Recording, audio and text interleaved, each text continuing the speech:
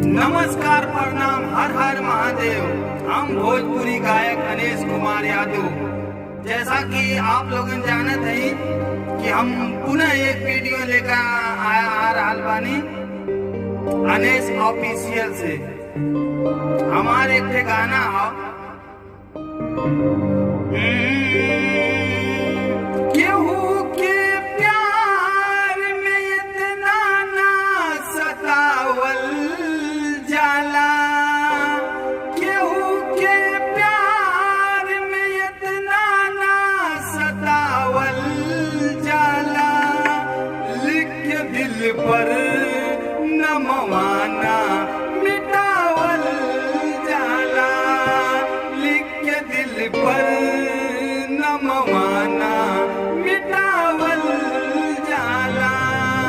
केहू के प्यार में इतना ना सतावल जाला, लिख के दिल पर नमवाना मिटावल जाला, लिख के दिल पर नमवाना मिटावल जाला।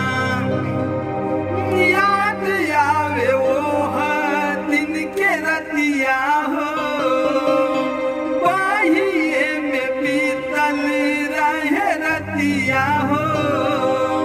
याद आवे वो दिन के रतिया हो, बाहिए में बीतल रहे रतिया हो।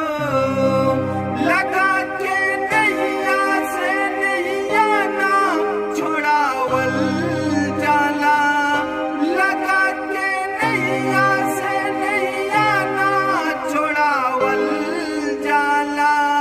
लिख के दिल पर नमवाना मिटावल जाला, लिख के दिल पर नमवाना मिटावल जाला।